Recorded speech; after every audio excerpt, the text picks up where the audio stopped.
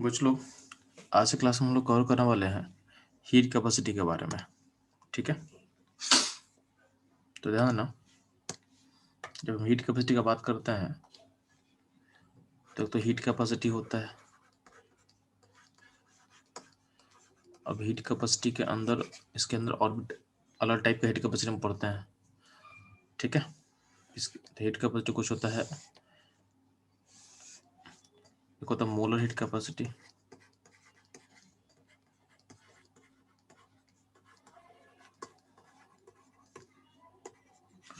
होता है specific heat capacity. Specific heat capacity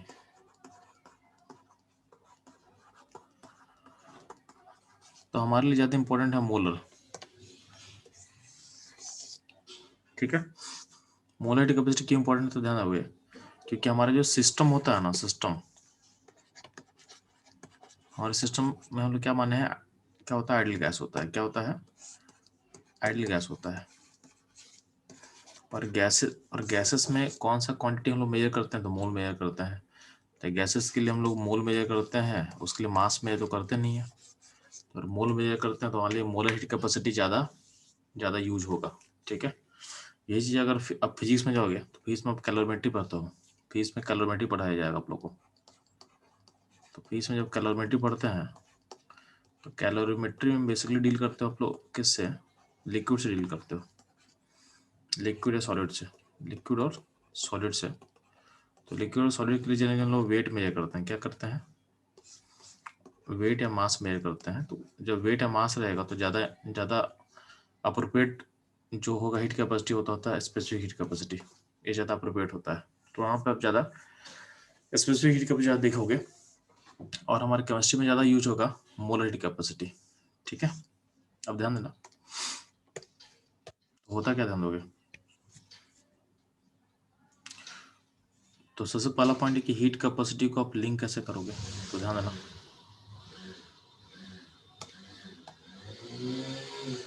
पहला पॉइंट है हीट कैपेसिटी किसको बोलते हैं हम लोग? हीट कैपेसिटी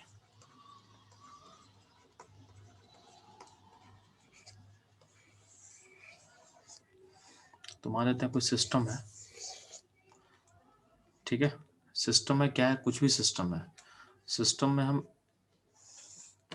इस सिस्टम का टेम्परेचर को 1 डिग्री से राइज करने के लिए जितना हीट देंगे उसको बोला गया heat capacity of the system.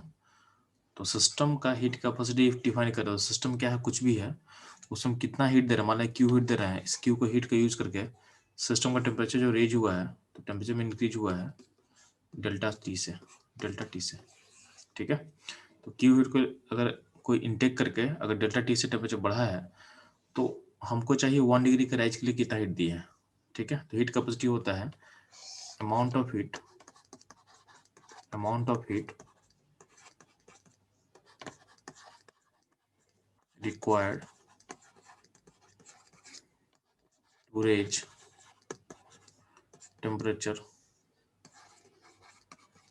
by 1 degree या 1 केल्विन। ठीक है, तो ध्यान देना यहाँ पे अब डेल्टा टी टेम्परेचर रेज करने के लिए आप क्यू हीट को यूज किए हो, तो 1 डिग्री से रेज करने के लिए आप कितना हीट यूज करोगे? Q by delta T. और यही होता है हीट कैपेसिटी, यही होता सी। तो हीट कैपेसिटी का डेफिनेशन हो गया क्यू बाई डेल्टा टी। ठीक है, तो क्यू बाई डेल्टा टी हो गया आपका हीट कैपेसिटी। तो क्यू को लिख सकते हो आप सी इंटू डेल्टा टी। क्यू क्या हो जाएगा? सी इंटू डेल्टा टी।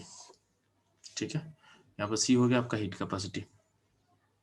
अब इसी को कोई डिफरेंशियल फॉर्म लिखना चाहता तो ऐसा लिखेगा, और कोई स्मॉल हीट एक्सचेंज में लिखना चाहता था ऐसे लिख सकता कोई, ऐसा कि कोई सिस्टम है, सिस्टम में हम डी क्यू हीट दिए, स्मॉल हीट दिए, उस स्मॉल हीट को गेन करके सिस्टम का टेम्परेचर डी टी से इंक्रीज कर गया, तो इसके समय हीट कैपेसिटी क्या होगा? तो D Q by D T,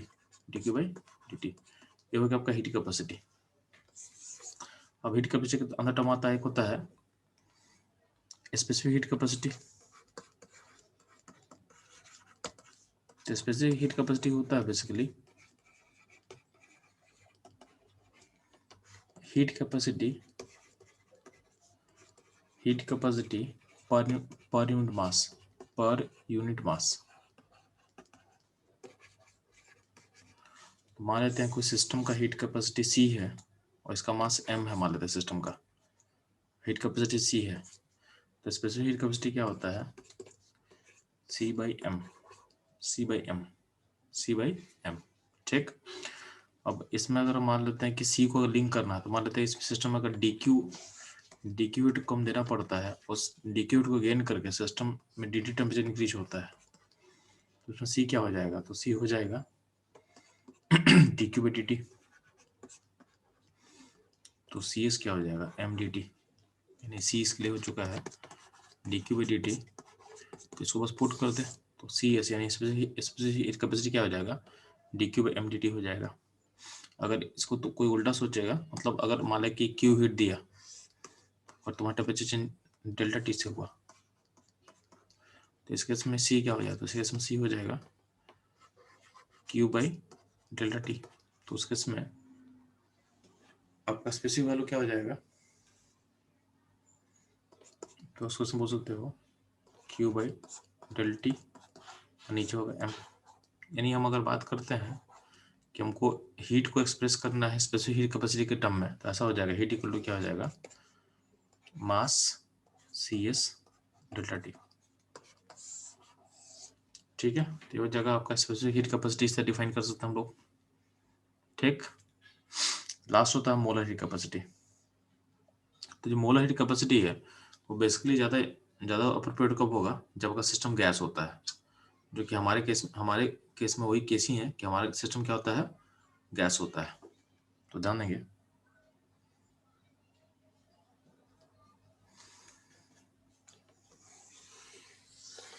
तो मान लेते सिस्टम में n मोल है, सिस्टम n मोल का है, ठीक है। तो अगर इसमें आप हीट दिए dq और dt से टेम्परेचर रेज किया, तो आपका हीट कैपेसिटी क्या हो जाएगा, dq/dt हो जाएगा। और अगर q हीट दिए हो और टेम्परेचर रेज हुआ डेल्टा T से, तो उसके समय हीट कैपेसिटी क्या हो जाएगा, Q/ΔT हो जाएगा। अब जो होता है मोलर हीट कैपेसिटी क्या होता है,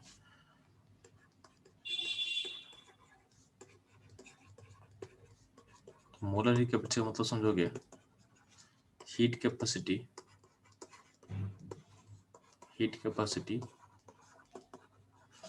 पर मोल,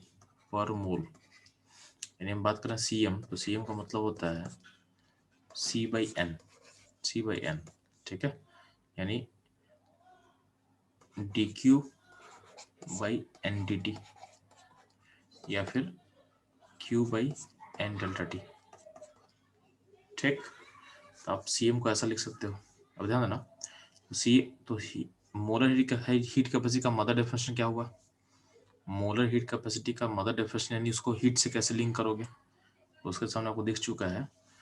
तो जो मोलर हीट कैपेसिटी होता है उसको आप ऐसे लिख सकते हो dq/ndt, ठीक है।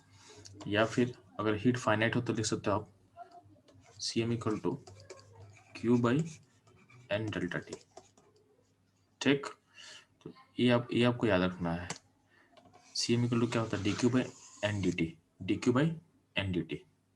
ये आपको याद रखना है, इसका भी बहुत ज़्यादा होगा, ठीक है। अब जो स्मॉल हीट चेंज हो रहा है उसको हम लिख सकते हैं NCM/dt, इसको लिख सकते हैं हम लोग। जो फाइनल चेंज है उसको लिख सकते हैं NCM∆T,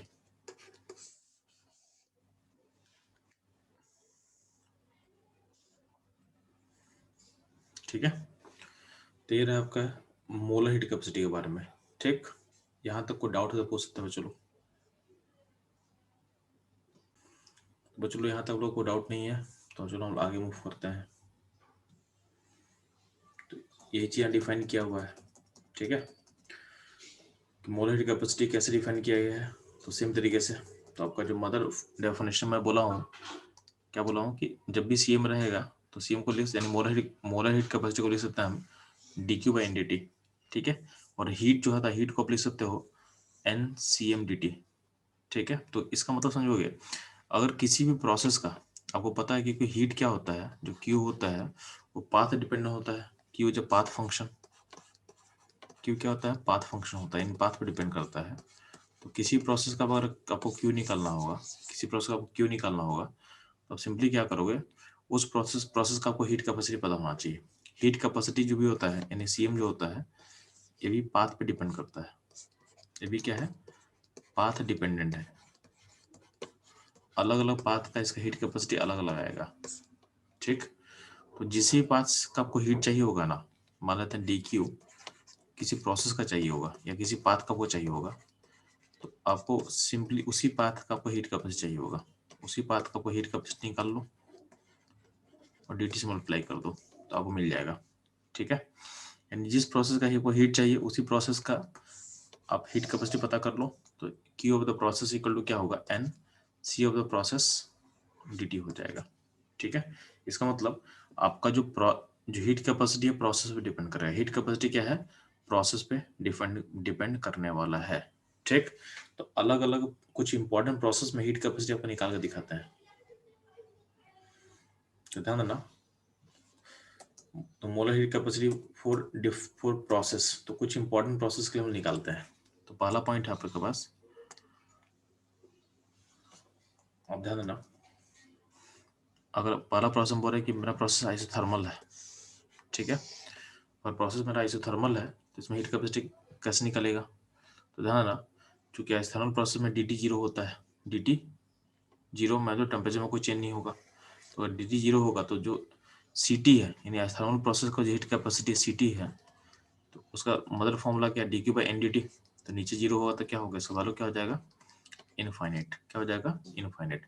यानी एस्थर्मल प्रोसेस का हीट कैपेसिटी इनफाइनाइट है।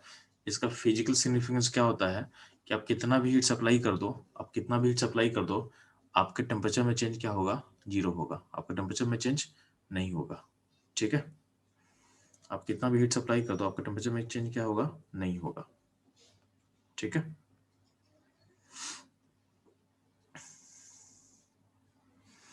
ठीक,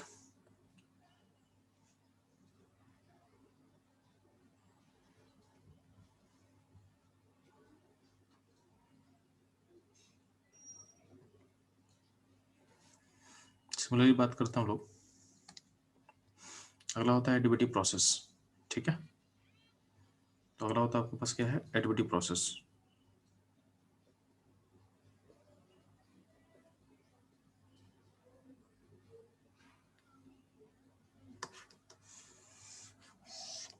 तो एडिटिव प्रोसेस में क्या जानते हो यार, डी क्यू क्या होता है आपका, जीरो होता है। आपका हीट चेंज क्या हो, जीरो होगा, तो उस केस में सी क्यू यानी एडिटिव प्रोसेस का हीट कैपेसिटी निकालोगे तो क्या D Q by NDT apply करोगे, तो डी क्यू क्या होता है, चूंकि जीरो होता है तो आपका हीट कैपेसिटी क्या हो जाएगा, जीरो हो जाएगा। इसका मतलब तो एडिटिव प्रोसेस का क्या हो गया, हीट कैपेसिटी जीरो हो गया। ठीक, यानी बिना हीट गेन किए हुए सिस्टम का टेम्परेचर इंक्रीज या डिक्रीज कर सकता है। इसका मतलब ये है कि एडिटिव प्रोसेस में बिना हीट के चेंज के यानी बिना हीट दिए हुए आपका सिस्टम का टेम्परेचर इंक्रीज या डिक्रीज हो सकता है। इसका लॉजिक यही है। अगला होता है आपका आइसोकोरिक प्रोसेस। तो आइसोकोरिक प्रोसेस का हीट कैपेसिटी को हम सी भी बोल रहे हैं। तो इसका मदर फॉर्मूला क्या है, D Q by N D T. अब फर्स्ट लॉ के थ्रू डी क्यू क्या ले सकते हो, तो फर्स्ट लॉ का यूज करो आप, डी क्यू क्या हो जाएगा, D you plus D W, D you plus D W. ये चूंकि आइसोकोरिक प्रोसेस है तो डी डब्ल्यू क्या होगा, जीरो हो जाएगा। इसको आप जीरो बोल सकते हो। तो आपको डी यू पता है, डी यू क्या ले सकते हो, N F R by two D T. और यही क्या हो जाएगा, यही आपका यही हो जाएगा डी क्यू के बराबर। इस वैल्यू को पुट करो ऊपर वाले इक्वेशन में, तो D Q by N D T में आपका डी क्यू पुट की N F R by two D T, तो यहाँ पे क्या हो, एन डी टी कैंसिल कर जाएगा, तो बचेगा क्या, तो बचेगा R by two into F, यानी ये हो गया आपका सी बी। तो सी बी इक्वल टू क्या होगा, F times R by two. अब यहाँ पे एफ क्या है, तो एफ यहाँ पे डिग्री ऑफ फ्रीडम है, एफ यहाँ पे डिग्री ऑफ फ्रीडम है। तो अगर आपका गैस टाइप मोनोटोमिक होगा, तो मोनोटोमिक गैस टाइप होता क्या होगा, ये हो जाएगा 3/2 आर। डायटोमिक होता क्या होगा, ये हो जाएगा 5/2 आर। और पॉलीटोमिक होता क्या होगा, ये हो जाएगा 3 आर। यानी एफ का वैल्यू को पुट करो, मोनोटोमिक लेफ कितना होता 3, डायटोमिक लेफ कितना होगा 5, और पॉलीटोमिक लेफ कितना होगा 6। बस वैल्यू को पुट करो, अपने आप वैल्यूज निकलना चालू हो जाएगा। ठीक है, ये रहेगा आइसोकोरिक का हीट कैपेसिटी कैसे निकालेंगे हम लोग। चलिए मूव करता हूँ लोग, चलो आइसोबैरिक प्रोसेस पे। तो आइसोबैरिक प्रोसेस का मतलब क्या होता है जी? तो आइसोबैरिक प्रोसेस का मतलब होगा प्रेशर में चेंज जीरो, प्रेशर में change zero and DP zero. तो आइसोबैरिक का हीट कैपेसिटी को हम सीपी बोल रहे हैं। क्या बोल रहे हैं? सीपी। तो सीपी का मतलब फॉर्मूला क्या हो जाएगा? डीक्यू बाई एनडीटी अप्लाई करना है। आपको पता है कि पीवी इक्वल टू एनआरटी होता है किसके लिए? आइडियल गैस के लिए। तो हम अगर प्रेशर कांस्टेंट होगा तो पी डीवी को हम लिख सकते हैं एनआरडीटी। पी डीवी को लिख सकते हैं एनआरडीटी कब? जब प्रेशर कांस्टेंट हो। और का फर्स्ट लॉ है, जो फर्स्ट लॉ से डीक्यू को क्या लिख सकते हो आप? तो फर्स्ट लॉ को लिख सकते हैं डीक्यू को D you plus D W. ठीक है, D you plus D W. और डी डब्ल्यू का किसको बोलते हैं? पीडीवी को बोलते हैं। और चूंकि प्रोसेस में प्रेशर कांस्टेंट है तो पीडीवी के बदले हम क्या रिप्लेस कर सकते हैं? तो एनआरडीटी को रिप्लेस कर सकते हैं। तो आपका जो डीक्यू का एक्सप्रेशन हो रहा है, तो आपके डीक्यू के एक्सप्रेशन ऐसा कुछ हो चुका है।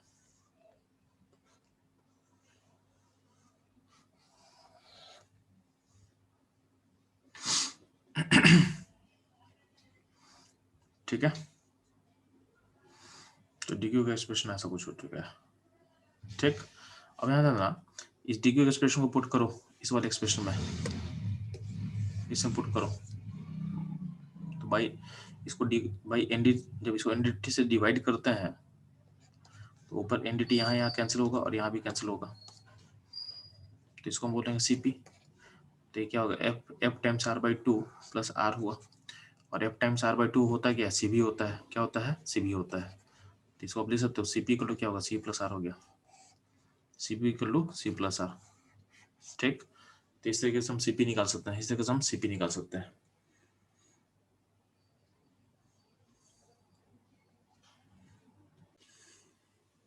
तो हम लोग का आइसोबैरिक का हीट कैपेसिटी निकालना आ चुका है। नेक्स्ट मूव करते हैं हम लोग।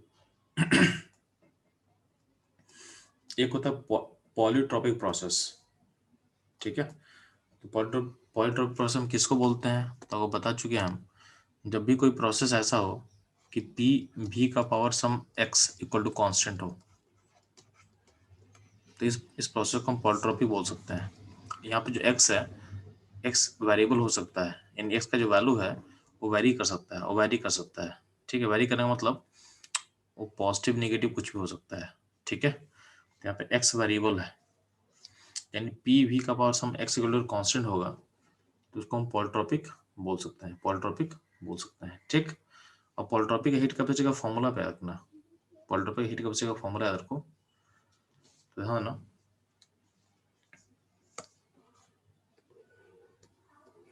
तो सी एक्स इक्वल टू क्या है? C B plus R one minus X है, वन माइनस एक्स है। ठीक है, तो ये फॉर्मूला रहेगा।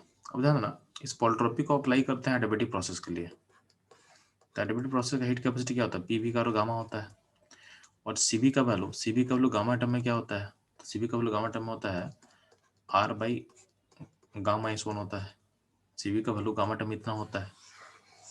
तो अगर पॉलीट्रॉपिक प्रोसेस का हीट कैपेसिटी का फॉर्मूला को अप्लाई करते हैं हम एडियाबेटिक प्रोसेस पे, तो उसके उसके लिए ध्यान देना, उसके लिए आपका हीट कैपेसिटी हो जाएगा। तो इसमें एक्स का वैल्यू क्या है? गामा है, तो जो सी होगा हो जाएगा सी बी, यानी R by gamma S one plus R by one minus X जो है यहाँ पे पुट कर सकते हैं हम लोग गामा।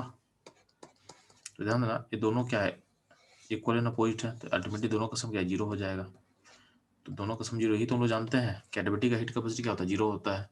तो फॉर्मूला को अप्लाई करने भी करके भी हम लोग सेम ही चीज निकाल रहे हैं, हम लोग सेम ही चीज के पास पहुंच रहे हैं। ठीक है, यानी फॉर्मूला हर जगह वैलिड हो सकता है। ठीक, अब ध्यान देना, अगर यहाँ तक आप लोग क्लियर है तो आप लोग एक क्वेश्चन ट्राई करोगे। मैं क्वेश्चन आपके साथ शेयर कर रहा हूँ।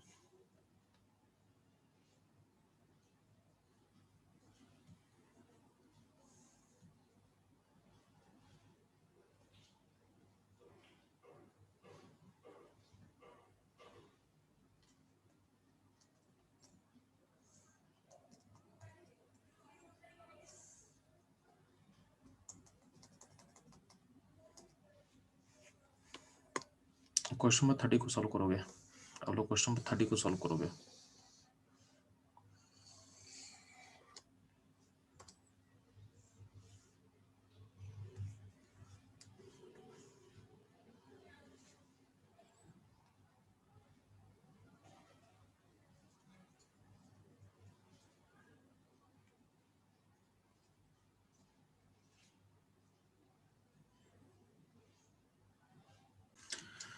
वो चलो कि जो 30 का क्वेश्चन का आंसर क्या होगा, तो इसका आंसर आपका चेक कर लेते हैं, आंसर क्या कैसे निकलेगा।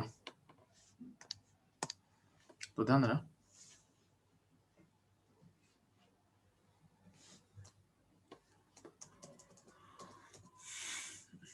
क्वेश्चन में 30 में क्वेश्चन क्या दिया होता है कि एक मॉडल में गैस है जो अंडरगो करा प्रोसेस जहाँ पे प्रेशर और वॉल्यूम हमेशा बराबर होगा, जहाँ पी और भी हमेशा क्या होगा, बराबर होगा।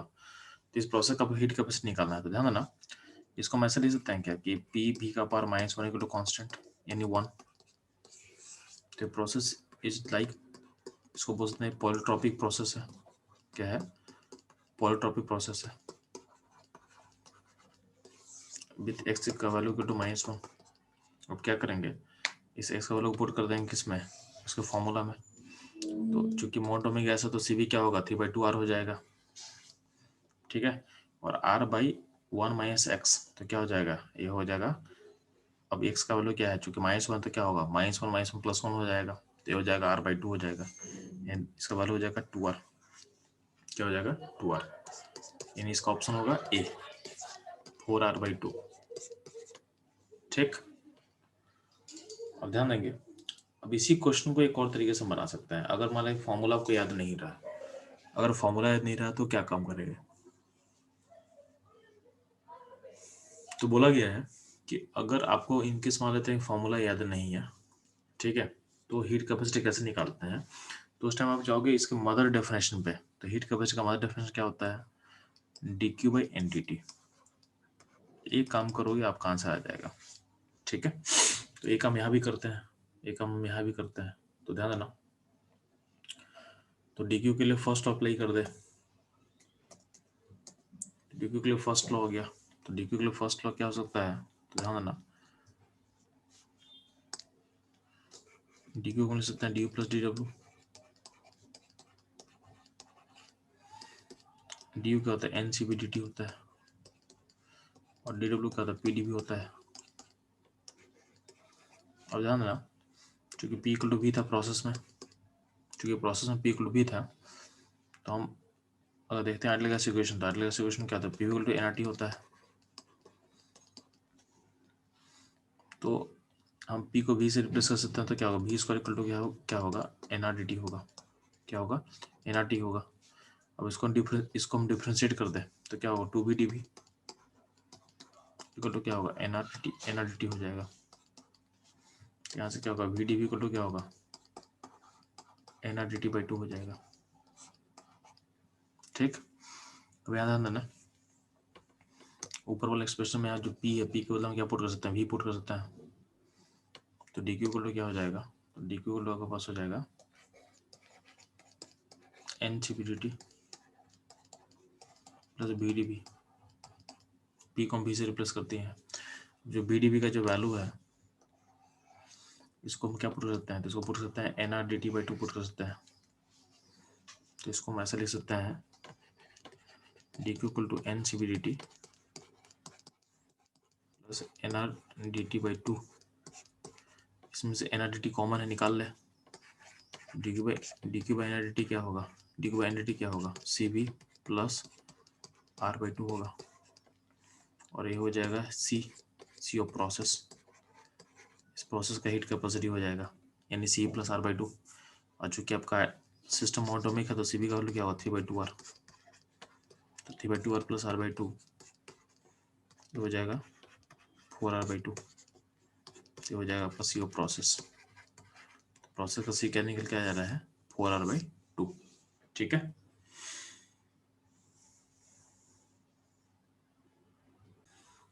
तो हम लोग को क्वेश्चन समझ में आ गया, हीट कैपेसिटी समझ में आ गया। कभी कभी क्या होता है ना, हम लोग के पास गैसेस का मिक्सचर दे देता है, गैसेस मिक्सचर दे देता है और बोलेगा हमको हीट कैपेसिटी पता करो, हमको हीट कैपेसिटी पता करो। आपको गैसेस मिक्सचर दे देगा और बोलेगा हीट कैपेसिटी पता करो। ठीक है, जैसे मान लिया आपके पास गैस ABC है, ठीक है, तो बोलेगा इस ABC गैस का CV पता करो या CP पता करो। तो इसको बोलते हैं मिक्सचर का हीट कैपेसिटी। तो यहाँ पे बेसिकली जब भी किसी मिक्सचर का बात करें, जब भी किसी मिक्सचर का बात कर रहे हैं या सिस्टम का बात करें, तो उसके हम लोग क्या निकालते हैं, उसके हम निकालते हैं उसका एवरेज हीट कैपेसिटी निकालते हैं, वही आंसर होगा। तो अगर बोल देगा इसका CV पता करो इस मिश्र का, तो सिंपली क्या है, आपको A का CV पता होना चाहिए, B का CV पता होना चाहिए और C का CV पता होना चाहिए, ठीक है। और आपको सिस्टम में क्या होना चाहिए, ABC का मोल पता होना चाहिए। तो mole of A into CV of A plus mole of B into CV of B plus mole of C into CV of C by total mole, ये हो गया CV ऑफ द मिक्सचर, ये हो जाएगा CV ऑफ द मिक्सचर, ठीक है।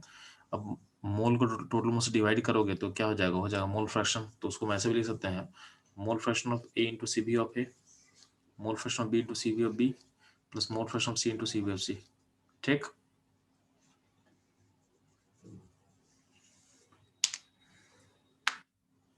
इतना clear रहेगा, ठीक है। सिमिलरली क्या होगा, अगर हम इसका CP निकालने की कोशिश करें तो CP क्या होगा, तो सारे ABC का आपको CP पता होना चाहिए। तो mole of A into CP of A plus mole of B into CP of B plus mole of C into CP of C divided by total mole. इसको फिर से आप मोल फ्रैक्शन में चेंज कर लो, तो सीधे मोल फ्रैक्शन में चेंज कर सकते हैं हम लोग, ठीक है।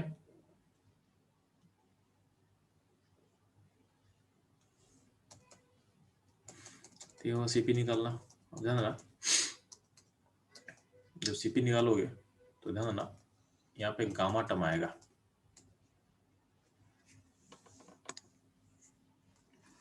Gamma gamma of the mixture क्या होगा, तो गामा ऑफ द मिक्सचर होता है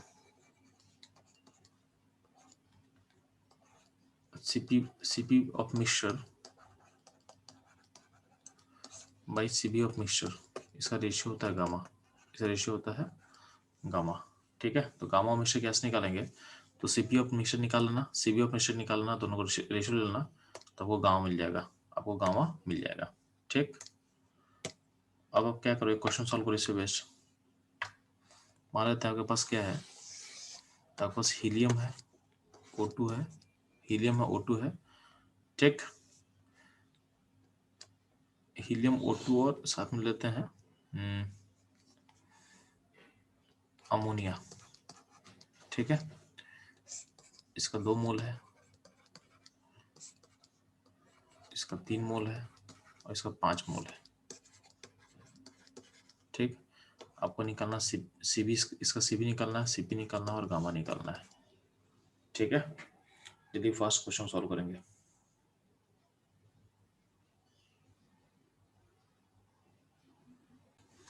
तो ध्यान देना, चलो इस क्वेश्चन सॉल्व कैसे करेंगे, तो ध्यान देना आपका हीलियम गैस मोनोटॉमिक टाइप का है, इसका CB क्या होता है, तो इसका CB होता है 3/2 R। O2 का क्या होता है जी, CB। डायटोमिक होता क्या होगा, ये 5/2 R होगा। और अमोनिया क्या होगा, अमोनिया क्या होता है, पॉलिटोमिक है, नॉन लीनियर, तो इसका क्या होगा, इसका CB हो जाएगा 3R हो जाएगा, ठीक है। तो CB निकालते हैं सबका, तो हीलियम केवल 2 मोल है, 2 × 3/2 प्लस O2 का मोल कितना है जी, तो O2 मोल कितना है, 5 है, तो 5 × 5/2 R, R सब में कॉमन ले लेंगे बाद में, ठीक है। और अमोनिया में क्या होगा, 3 × 3 बाई टोटल मोल कितना होगा पास 10 और R बाहर रहेगा, तो कैलकुलेशन करके देख ले।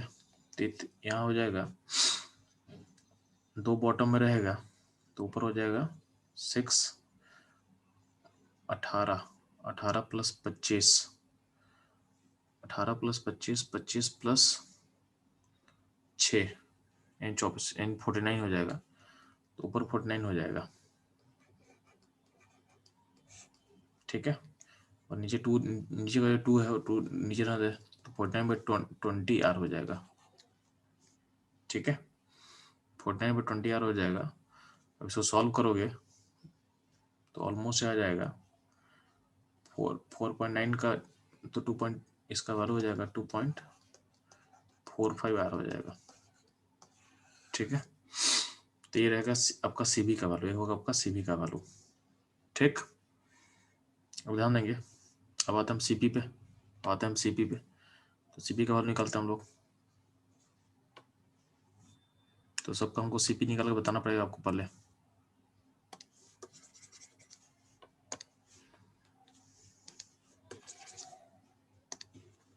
तो सीपी में ध्यान देना, पहले हीलियम का सीपी क्या होता है जी, तो हीलियम का सीपी होगा 5/2R, का सीपी क्या होगा, तो 7/2R, और अमोनिया का सीपी क्या होगा, तो होगा 4R। अब सारे का सीपी अब सारे का मिश्र का सीपी निकालते हैं, तो 5/2R इंटू 2 कर ले, प्लस 7/2R इंटू 5 कर ले, प्लस 4 इंटू 3 कर ले, बाई टोटल मोल कितना होगा, 10 होगा। ऊपर का जो वैल्यू है उसमें ऐड कर लेते हैं, तो क्या होगा, यहाँ 10 हो जाएगा, 10 35 45 और 45 प्लस 24 यानी हो जाएगा ऑलमोस्ट, ये हो जाएगा 69, R/10 हो जाएगा, सॉरी 20 हो जाएगा, तो 6.9 6.9/2 R यानी हो जाएगा कितना, 2 पॉइंट, तो इसका वैल्यू निकाल ले आप, तो हो जाएगा 3.45 आ रहा आपका आंसर में। ठीक है, अब ये अब ध्यान एक गौर करना, आप जब मिक्सचर में अप्लाई कर रहे थे मिक्सचर में, तो सीबी ऑफ मिक्सचर या CB of mixture plus R equal to CB of mixture हो रहा है, सीबी ऑफ मिक्सचर हो रहा है कि नहीं हो रहा, चेक कर लेते हैं एक बार। ठीक है, तो हम लोग पढ़े हैं ना कि सीपी इक्वल टू क्या होता है, सी प्लस, आप पढ़े हो सीपी इक्वल टू क्या होता है, सी प्लस आर होता है। अब यही काम मिक्सचर में अप्लाई हो रहा है कि नहीं हो रहा, चेक कर लेते हैं एक बार। तो हम देख रहे हैं कि हो रहा है, यहाँ पे देखोगे सीबी का वैल्यू क्या है, 2.5 आर हो रहा है, 2.45 आर हो रहा है, और आपका सीपी का वैल्यू क्या आ रहा है, 3.45 आर हो रहा है। यानी यहाँ पे भी आप अगर सीपी आपको निकालना हो, अगर आपको सीपी निकालना हो, ठीक है, तो आप सिंपली क्या करोगे, सीबी में आर जोड़ देना है। ठीक है, यानी हम लोग बोल सकते हैं कि सीपी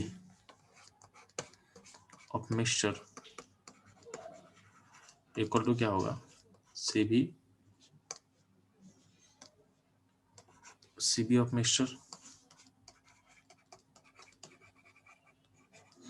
और प्लस आर होगा।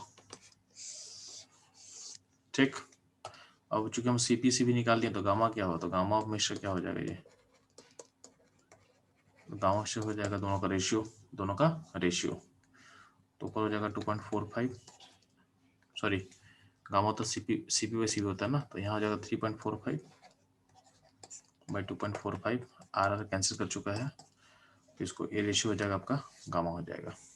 ठीक, तो ये होगा ऑल अबाउट हीट कैपेसिटी।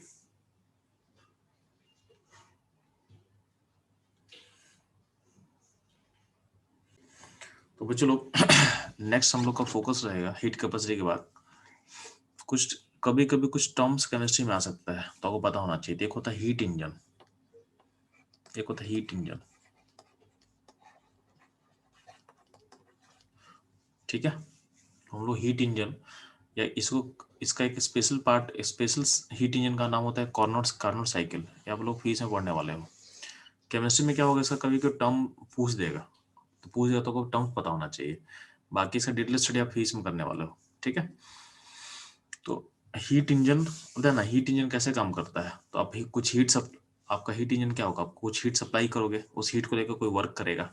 ठीक है, तो होता है कि हीट इंजन में कुछ कॉमन पार्ट होता है। कॉमन पार्ट क्या होता है, ध्यान देना, हीट इंजन में एक सोर्स होता है जहां से हीट आप सप्लाई करते हो, कुछ सोर्स होता है जहां से आप हीट क्या करते हो, सप्लाई करते हो। ठीक है, तो हम जूम करें कि आपका जो सोर्स है उसका टेम्परेचर T1 है। ठीक है, और यहाँ पे कुछ सिस्टम क्या होता है, और यहाँ पे एक सिंक होता है, क्या होता है, सिंक, जहाँ पे हीट हीट डिसिपेट होता है, मतलब हीट बाहर जाता है सिस्टम से। ठीक है, तो एक सोर्स है जो टेम्परेचर T1 पे है, एक सिंक है जो टेम्परेचर T2 पे है, तो सोर्स टेम्परेचर T1 पे और सिंक टेम्परेचर T2 पे है। तो सिंक का रोल क्या होता है, हीट को ऑब्जॉर्ब करना, जो आप हीट प्रोवाइड किए हो उसमें से एक्स्ट्रा हीट जो बाहर जाना चाहते हो उसको बाहर भेज देगा। ठीक है, तो T1 T2 में चूंकि हीट का सोर्स T1 है, ठीक है, तो T1 टेम्परेचर हाइयर होगा देन T2, तो ये कंडीशन याद रखना, T1 T2 से बड़ा होगा, यानी सोर्स का टेम्परेचर सिंक के टेम्परेचर से बड़ा होता है। ठीक है, तो मान लेते हैं कि आप सोर्स से Q1 हीट को दिए हो, सोर्स में से Q1 हीट मेरे पास आया Q1, और सिंक में Q2 हीट जा रहा है, Q2 हीट सिंक में जा रहा है तो कितना हीट वर्क में कन्वर्ट होगा?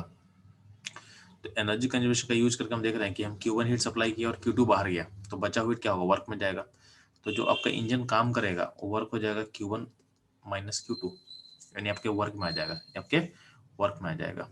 ठीक है, तो हीट इंजन से मान लेते हैं कि Q1 यानी सोर्स से Q1 हीट को दिए सिस्टम में, और Q2 हीट बाहर गया, तो अल्टीमेटली वर्क कितना हीट वर्क में कन्वर्ट होगा? तो Q1 माइनस Q2 हीट जो होगा वर्क में कन्वर्ट होगा।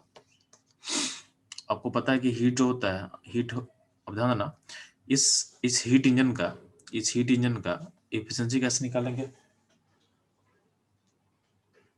ठीक है, तो इस हीट इंजन का एफिशिएंसी कैसे निकालेंगे? तो ध्यान देना, एफिशिएंसी का निकालते हैं वर्क बाई क्यू पॉजिटिव।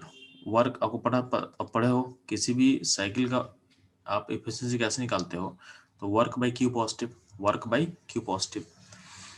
अब ये सिस्टम देख रहे हो, तो वर्क कितना करता है? वर्क कर रहा है Q1 माइनस Q2 वर्क कर रहा है, वर्क Q1 माइनस Q2 करने वाला है by heat given. Heat positive क्या होगा? तो ध्यान देना, अब Q1 हीट दिए और Q2 तो बाहर गया है, तो अब अल्टीमेटली सिस्टम में कितना हीट दिए हो?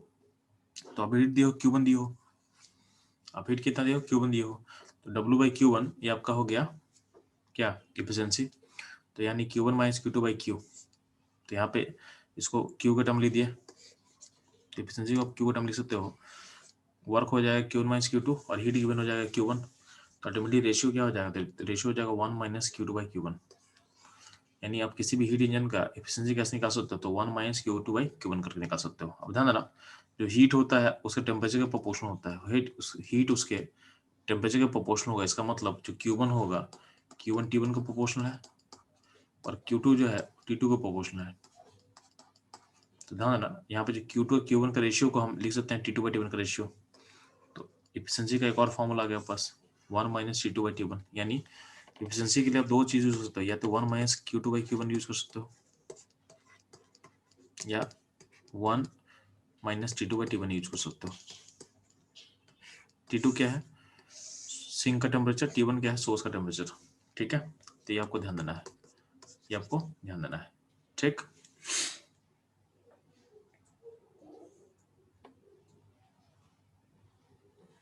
अब ध्यान देना, अगर आपसे कोई क्वेश्चन पूछ रहा है, ठीक है, बेसिकली आप सोच के बताओ मेरे को, तो आपको पता है एफिशिएंसी का फॉर्मूला आपके पास क्या है? एफिशिएंसी के लिए मैं बोल चुका हूँ कि आपका फॉर्मूला है, तो 1 माइनस Q2 बाई Q1, या फिर 1 माइनस T2 बाई T1। आपको बताना है T1 क्या है? सोर्स का टेम्परेचर है, सोर्स, और सिंक का टेम्परेचर क्या आपके पास है? T2, source and sink. आपको ये बताना है कि अगर मान लेते हैं, एक केस ले रहे हैं कि T1 T2 कुछ है। अगर हम बोल रहे हैं कि अगर हम दो केस ले रहे हैं, केस 1, जब हम जो सोर्स का टेम्परेचर है उसको हम एक्स अमाउंट से बढ़ा दिए, यानी इसको बढ़ा दिए, एक्स से इंक्रीज कर दिए। ठीक है, यानी सोर्स के टेम्परेचर को हम T प्लस एक्स कर लिए। एक सेकेंड, केस 1 में क्या कि जो सोर्स का टेम्परेचर उसको T1 से T1 प्लस एक्स कर लिए। ठीक है, और केस 2 में क्या बोल रहा है? केस 2 में बोला गया कि हम सिंक का टेम्परेचर को उतना अमाउंट से घटा दिए। ठीक है, तो दोनों केस में क्या हो? एफिशिएंसी बढ़ेगा। ध्यान देना, ऊपर जो एफिशिएंसी का फॉर्मूला है उसमें क्या 1 माइनस T2 बाई T1 है। तो अगर आप T2 को घटाओगे या T1 को बढ़ाओगे, तो दोनों केस में क्या होगा? एफिशिएंसी इंक्रीज करता है। ठीक है, तो बोला गया कि अगर आपके पास फ्रीडम है सेम अमाउंट से टेम्परेचर को इंक्रीज करने का, तो सोर्स के टेम्परेचर को अब x से बढ़ा दिए और सिंक का टेम्परेचर को x से घटा दिए, तो किस केस में इफिशिएंसी का इंक्रीज ज्यादा होगा, केस 1 में कि केस 2 में? केस 1 में क्या किया गया है, सिंक का टेम्परेचर को सेम T2 रखा गया है, सोर्स का टेम्परेचर बढ़ा दिया गया है। केस 2 में क्या किया गया है, जो सोर्स उसका टेम्परेचर सेम रखा गया है और सिंक वाले को घटा दिया गया है। तो बोला गया किस केस में टेम्परेचर का इंक्रीज मैक्सिमम, मतलब किस केस में आपका इफिशिएंसी ज्यादा इंक्रीज करेगा। दोनों केस में इफिशिएंसी बढ़ेगा, कौन सा बेटर रहेगा, किस में इफिशिएंसी का इंक्रीज ज्यादा होगा? तो मैं जल्दी से कमेंट करोगे फर्स्ट।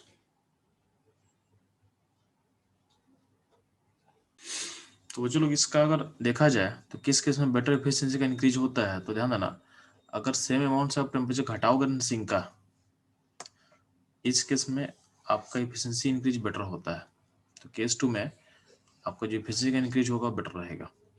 ठीक है, तो इसको आपको एक एग्जांपल से समझाया आपको नोट्स में। तो उसमें बोला गया है कि अगर हम एक केस लेते हैं, जब आपका टेम्परेचर क्या है, मतलब सोर्स का टेम्परेचर ले लिया गया है 600 केल्विन और सिंक का ले लिया 300 केल्विन, इस केस में इफिशिएंसी 50% था। अब हम क्या किए हैं, सोर्स के टेम्परेचर को 100 से बढ़ा दिए हैं, 700 कर दिए हैं, तो उस केस में 55% आ रहा था।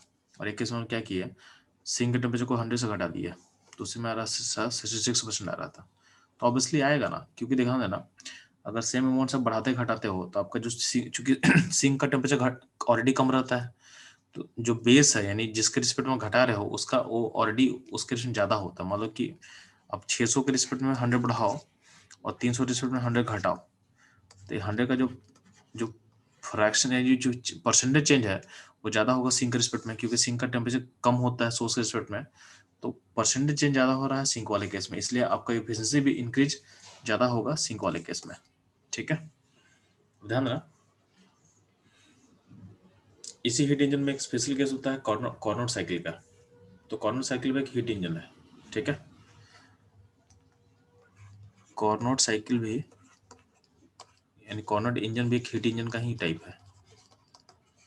ठीक है, तो इसमें बोला गया इसका एफिशिएंसी मैक्सिमम होता है। किसी भी हीट इंजन में मैक्सिमम एफिशिएंसी क्या होगा, कॉर्नोट इंजन में।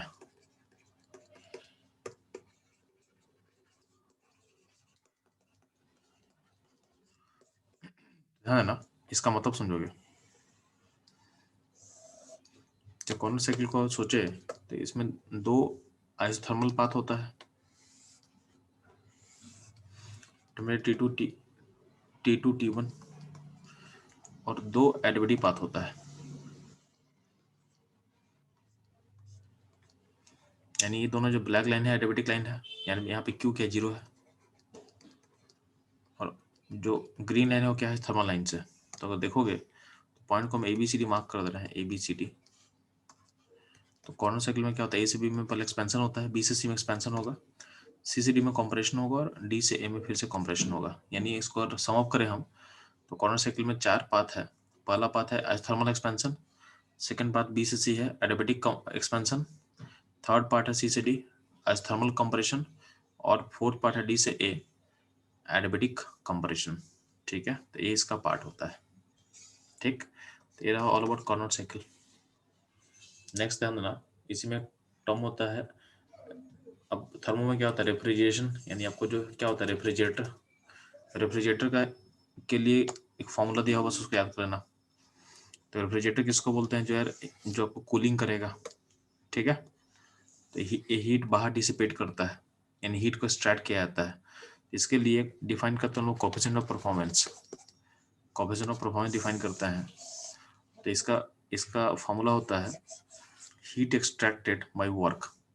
तो आप ध्यान देना, आप हीट एक्सट्रैक्टेड क्यू बोल सकते हो और वर्क क्या होगा, Q1 माइनस Q2 होगा। तो बीटा जो होता है, बीटा हो जाएगा Q2 by Q1 minus Q2, यानी हो जाएगा T2 divided by T1 minus T2। तो इतना आपको याद रखना है। ठीक, तो ये रहेगा ऑल अबाउट थर्मोडायनेमिक्स जो हमको जानना था सारा। ठीक है, इसमें कुछ क्वेश्चन छूट रहा है इंट्रॉपी के बारे में। तो इंट्रॉपी हम लोग पढ़ेंगे, जो थर्मोकेमिस्ट्री खत्म कर लें तो इंट्रॉपी और जो गिब्स एनर्जी उसके बारे में पढ़ेंगे। तो बेसिकली इंट्रॉपी आपको पढ़ना था इसमें, थर्मोडायनेमिक्स में, तो इंट्रॉपी को हम लोग वहाँ पे कवर करने वाले हैं। ठीक।